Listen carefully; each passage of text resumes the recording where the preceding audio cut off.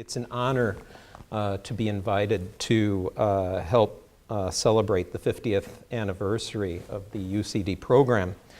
And my first trip to Dublin was really in, oops, let me try that again. My first trip to Dublin was back in 1974. Here we go. There we are. Okay. So 1974, and I've been back a few times since, owing to the fact that my sister lives in Galway, and she's lived in Galway for all that time. And so I was very fortunate to come back and forth and see Dublin as it's changed in many respects, and really see the country as it's changed in many respects. Sadly, my visits over have been fewer and further between in recent memory. But still, it's always a fascinating place, and I have a deep interest in how things are moving. Now, unlike Morton, I'm not going to talk a lot about Ireland for the start. Instead, I'm going to share some of my direct perspective as a practitioner in three cities, Chicago, Vancouver, New York. I happen to grow up in Chicago, so I know that fairly well. And as Enda mentioned, I've worked in Vancouver and I'm now in New York. But from an academic perspective, I'd always start with a question. And my question was, how can we apply innovative policies and technologies to really enhance urban mobility? And so I was kind of a hands-on kind of guy, owing to the fact that I actually was lucky enough to drive trains from time to time. I was interested really in also the planning process. And my focus of the planning process meant, in some respects, we'd create in these organizations, the transportation organizations that I was working in, I'd work to help them enhance the systematization, if you will, of their process. That is, instead of planning by the seat of your pants, you wanted a systematic planning process. You also needed to develop an information infrastructure, and that meant data, evidence, if you will. It meant tools that you could use to analyze that data, to visualize that data, to tell stories, and to help people as they have the very difficult and challenging conversations that they often have when they're talking about the future of their communities. But the data doesn't just generate itself, right? And so for that you need human capabilities, you need human capital, and that's a very important part of it. And as I've been fortunate enough to be in planning and lead planning in some of these entities, one of the most important things besides getting access to the tools and the data is getting access to the smart people who come from institutions such as this one and others to really look at that from a critical perspective. And then finally, it's only then that you can actually apply and use these technologies in the context of your work. So let me talk a little bit about my experience in Chicago. In Chicago, really, the objective was to leverage an existing transportation infrastructure that was over 100 years old through targeted investment to improve reliability and accommodate changing travel patterns. When I say infrastructure, I'm talking to a large extent about Chicago has a large network of elevated railways, okay? And most of those were constructed in the 1890s and in early 1900s. And as you can see from the lower left-hand picture, in the years since they were constructed, a lot of them had fallen into some state of disrepair, although there was funding to maintain it. It was only the most minimal of maintenance. And actually, New York had very similar experiences with its subway network as well. And so there was a strong push to really enhance a state of good repair in a lot of these cities. Also, one of the great challenges in particular of Chicago was that a lot of the land use shifted fairly dramatically in recent years. It used to be kind of a monocentric city where people would commute into the central business district. And so density, as it were, would build and build and build as you got closer to the city. And just outside of the very inner core of the city was an inner ring of manufacturing. And a lot of that manufacturing in Chicago, as well as some of it in Manhattan, has since gone away and was replaced initially by not much of anything So it became kind of a donut city with a little node in the middle. And then more recently, by a lot of interest in housing urban professionals. And so the density grew again in the inner core, but it grew with residents as opposed to growing with trip attractors, if you will. The other challenges, so some of the elevated lines actually, back in the 70s, ridership dropped off and you had very short trains and there wasn't much going on in the center cities. Then really in the 1980s and 90s, there was a great growth back into the city. And so capacity became a key issue with the Chicago Transit Authority, as you can see there in some of those lower images on the right. And so you really had to rethink and reshape the network to be able to accommodate some of that capacity that the transit system wasn't really designed for. And of course, there's always the issue of paying for that stuff, right, which is something every city experiences. So what I tried to do, just from a narrow planning perspective, was develop, of course, an information infrastructure. And so we would use a lot of data.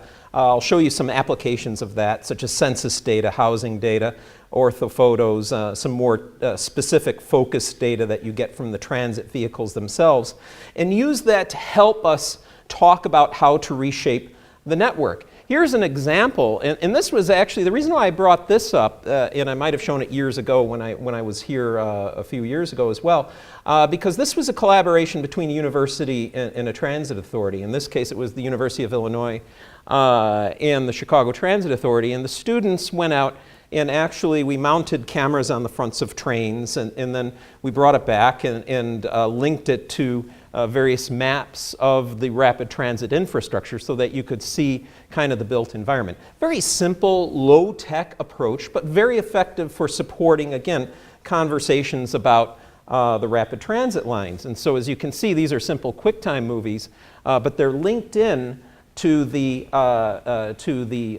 spatial representation of the rapid transit line.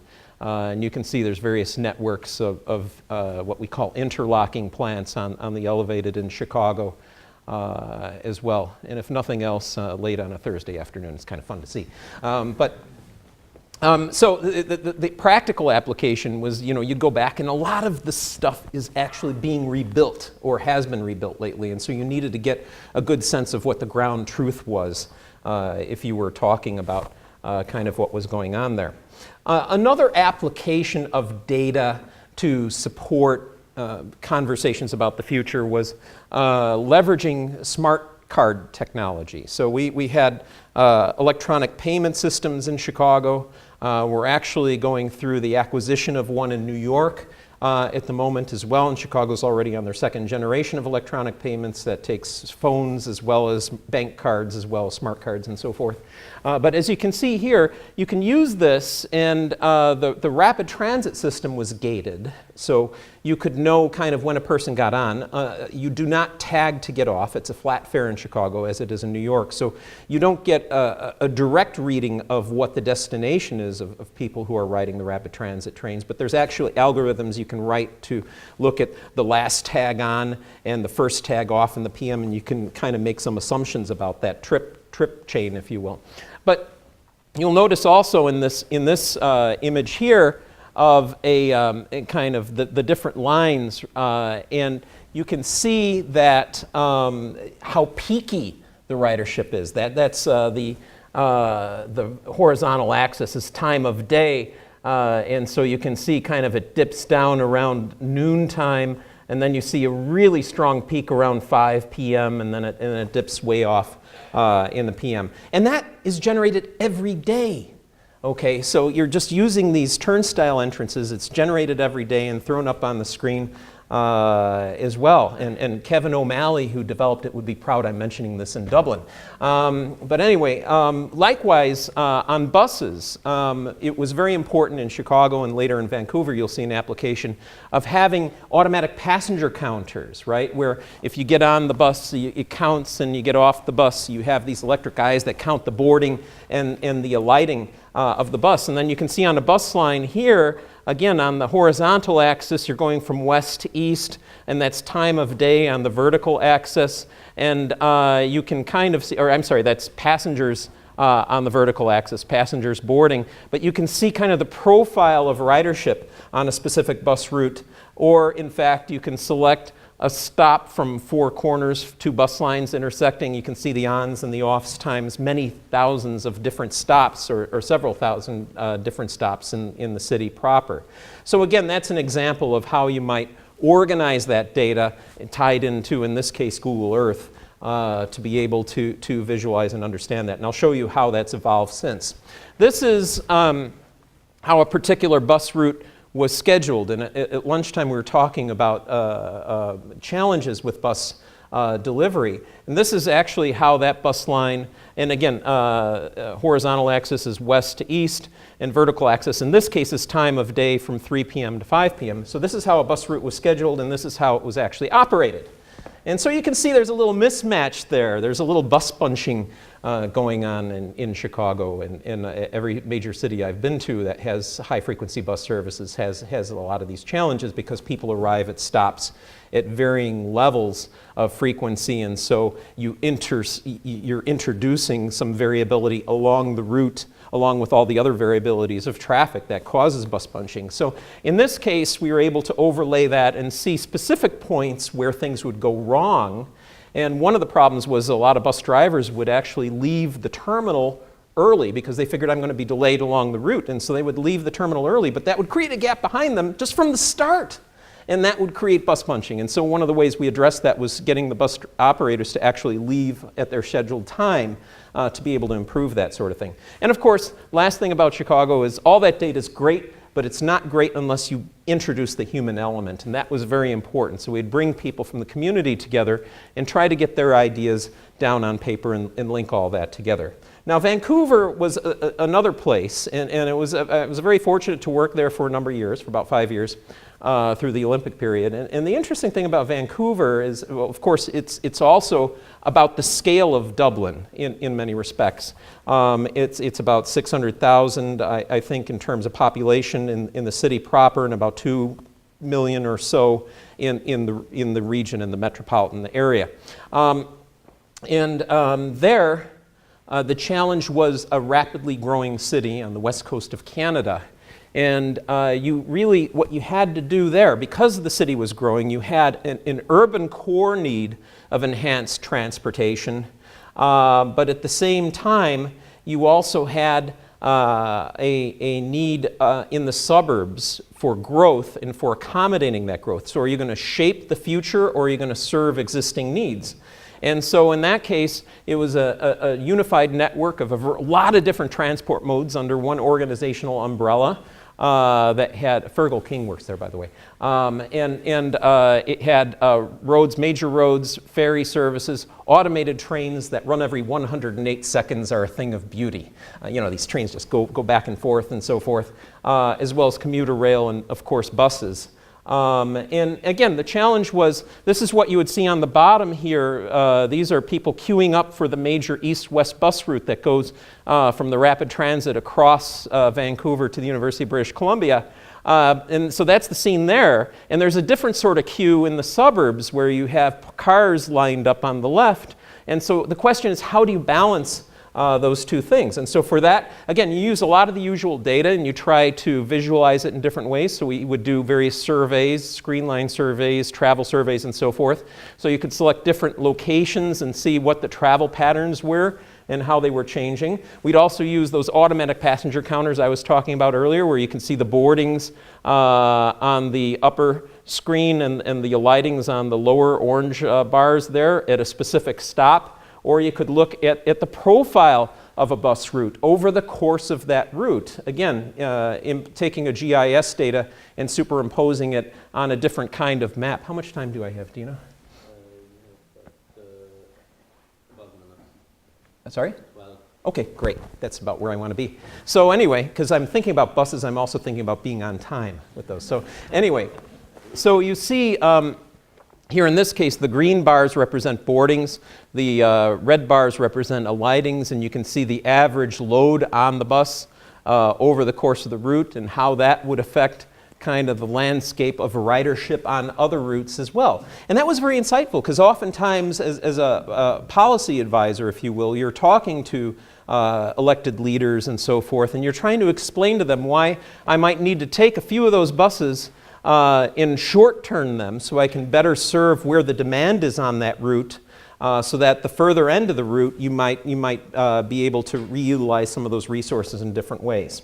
And again, in Vancouver, it was very important to have that human element where we would have conversations with the public about their desires.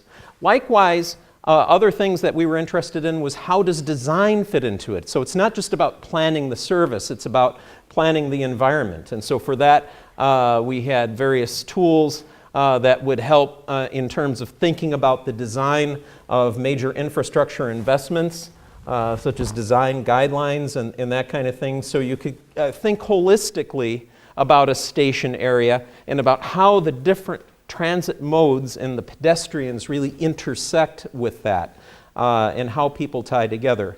And also it was very important to get people together again in various workshops and so forth, where various alternatives would be presented, and then people would have discussions at a table about how you might be able to allocate that. So it made for kind of an interesting quasi-dinner party approach, if you will, to transportation planning. Finally, New York.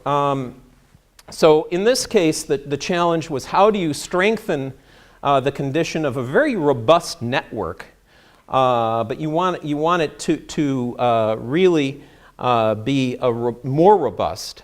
So you need to strengthen its condition, and you need to also enhance capacity, because we're currently breaking records, ridership records, on both the railways, the subways, and so forth in New York. And how do you enhance that capacity? Through infrastructure investments, which are very expensive, as well as technology investments.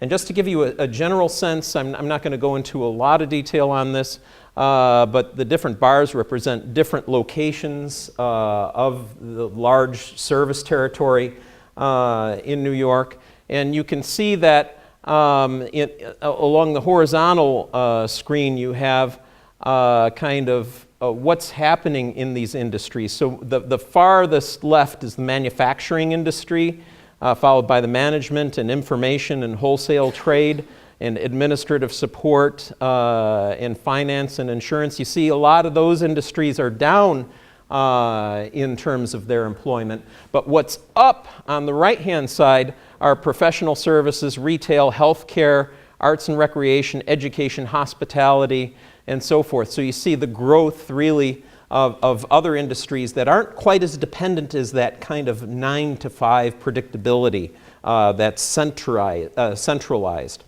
In terms of the New York network, there are actually a number of different overlaid networks there, if you've been there. The region itself is about 20 million. The city center, the central core, is about 9 million people. So lots of people, and lots of different transportation authorities as well. At the center is the New York subway network. There's also railways on Long Island, railways in New Jersey. And where I focus a lot of my attention, although I work with the larger network on a lot of things, but the primary focus of my portfolio recently has been Metro North Railroad, which actually serves both the northern suburbs of New York as well as suburbs in other cities in Connecticut. And really, it's become more of a regional railway than not. And just to give you a general sense, I think in terms of distance as well as time, going from Grand Central to New Haven is akin to going from Dublin to Galway. Okay, so you get a kind of a rough idea of the scale of this network. And so part of what we've tried to do there's a lot of different vehicles. We also dabble in buses and ferries, but mainly focus on the trains in where I'm at. And they've had some challenges. Sometimes water vehicles end up where they don't belong, and trains end up where they don't belong. So you can see kind of some of the challenges we've faced lately in terms of dealing with just climate conditions. And actually today I'm getting quite a few notes on my phone because they're having a big snowstorm there. Anyway, sorry, I didn't see the camera there. Okay, I feel for you. Okay, so Really, there's three areas that I focus my attention on. One is operations planning and analysis, which is kind of the real-time scheduling as well as near-term scheduling, and where we monitor ridership and train performance. Capital planning and programming, how are you going to prioritize investments, and finally long-range planning, where are those big investments going to go. In terms of schedule analysis for the operations planning, we look at how the trains perform. I'm just going to go through these without explaining it in too much detail. Suffice it to say, green is good, blue is ahead of schedule, and yellow and red is a train that's running late. So you have a number of trains along the vertical axis, and you have location from left to right, and you see how the trains performed in various months. And you can see here a lot of performance issues in this month. Why? Because there were problems with the track. They were replacing the track. There were other issues and so forth that introduced slow orders to the trains, which created a bit of chaos on the railroad. And so what we needed to do was really analyze how the trains perform using these technologies that look at train location. And you can replay this and then look at where there were systematic issues, and then sometimes going in and physically altering the schedule to get to a point where you can write a schedule for the trains, for the crews, and for the equipment. We've also been dabbling, and I'm just wrapping up here, I know we're short on time, in other new technologies, as I mentioned at the outset, such as technologies to pay your fare on the train, technologies to pay your fare with your smartphone, and smart card technologies. Capital programming, a lot of money is spent just on replacing existing track and infrastructure, as well as investing in state of good repair. Grand Central Terminal, where I work, very fortunately, is the center of a lot of the train operations. And that's all built almost exclusively underground. The infrastructure is underground. And so the challenge is, under some of the highest priced real estate in North America, how do you invest in and maintain a double-deck transportation station, railway station that's over 100 years old that has physical challenges? So those are, and to do that you're using CAD, LiDAR, and other technologies, as well as we use a variety of GIS tools to understand track condition, to understand how customers utilize station platforms and provide that information to them.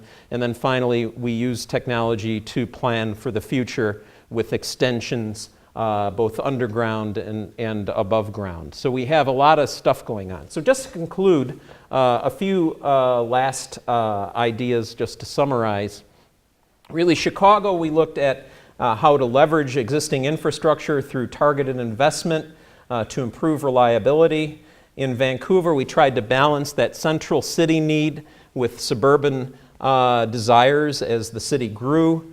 And in New York, we're trying to work to strengthen the network and enhance capacity through service, through infrastructure, and through technology. In terms of public transport strategies that we've seen, and it would be very presumptuous of me to suggest things for Dublin. I know Dublin has its own needs as it's grown and evolved over time. But what we've found anyway in the cities where I've worked is, of course, supporting complementary land uses with high quality frequent transit services is very important.